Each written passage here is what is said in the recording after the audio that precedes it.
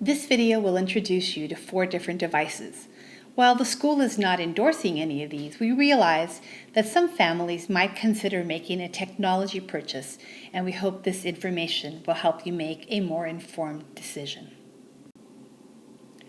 This Chromebook is made by Samsung in conjunction with Google. It is a high-quality netbook. The one displayed here is the Series 5 12.1 inch that sells for $450, but other models are available beginning as low as $249. It feels like a good quality laptop when you use it, as opposed to some other low-end netbooks I've seen. You can use it pretty much as you would a regular laptop. You can view our school wikis, read Flexbooks, search the web. You can create documents, spreadsheets, and presentations using Google Docs. Because there is limited physical storage on the Chromebook, you must store your files, pictures, and videos in the cloud. You can use a site like Flickr or Picasa for your pictures. You also must use Google Docs, which is a free app, to create your documents, spreadsheets, and presentations, since a Chromebook will not run Microsoft Office. Printing works best with a cloud-ready printer. Check the Google website to see a list of cloud-ready printers, which include printers of many different brands. You may already have a cloud-ready printer in your home. You can do many things on an iPad that you can do on a computer. You can view our school wikis, read Flexbooks, view PDFs. You can use the mobile apps for BrainPop and BrainPop Junior, Accelerated Reader, and Spelling City. You can do email, create documents, and even print if you have an Air printer. But in addition to the tasks you can do on a computer, the iPad can do things you cannot do on a computer. There are so many wonderful apps available for iPad.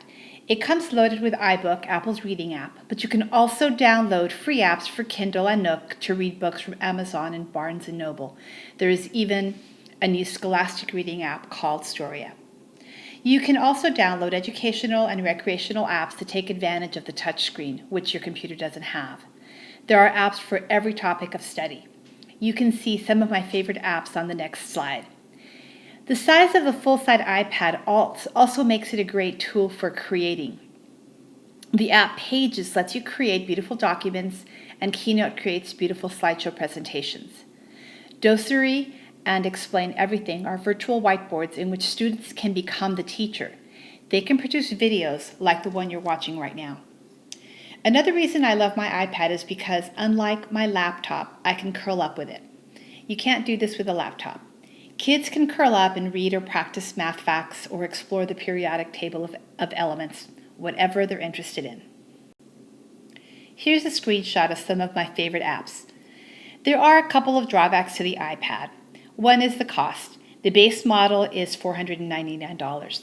The iPad mini starts at $329. Another important limitation is that some applications created for computer use are not always available for mobile devices. Some applications we use regularly at school do not work on iPads. Reading Plus does not work. Lexia is supposed to release their mobile app in December. Alex Math says they will also have an iPad ready at all their levels in December. Currently, levels 3 through 6 in Alex are supposed to work on the iPad. This About.com page has a long list of AirPrinter compatible printers. When you visit the page, scroll down to view all the various brands.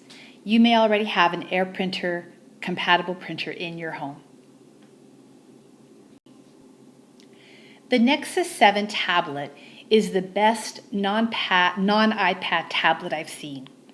You don't have access to all the educational apps from the iTunes App Store, but there are tons of apps in the Google Play Store. Many of your favorite apps from the iTunes App Store also have an Android version for the Nexus tablet, and many of them are free, such as the Kindle and Nook apps. This tablet works well with our school wiki, as well as the Science Flexbook used in 7th and 8th grades. The Nexus 7 has a diagonal screen size of 7 inches. This makes it a great size for kids to use, and it fits easily into my purse. Many of the things I said about the iPad apply to this tablet as well. It's a great device to curl up with for reading or playing an educational game. The Nexus 7 cost $199, which I think is a great price for a versatile tablet. Here's a screenshot of some of the apps I downloaded.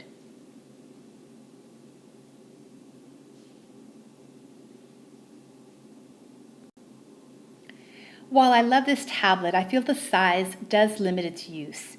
In my opinion, this is not a device to create. Working in Google Docs, for example, feels cramped to me and the formatting is funky. I don't think a student would like writing an essay in the mobile Google app version on this small device. But then again, maybe the texting mobile generation won't mind. I think this device is more for consuming than creating. You can read, view, surf the web, play educational and recreational games, and watch videos. Because of the size and the lack of creation tools, I don't feel this is a great tool for creating. It's nice to have a small device that fits in your pocket and provides access to the iTunes App Store. This iPod Touch is best used with educational apps designed for its small screen.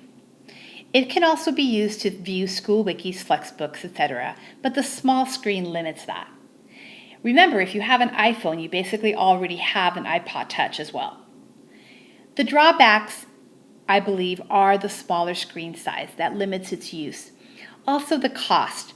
$199 seems a bit pricey, especially compared to the Nexus 7 tablet.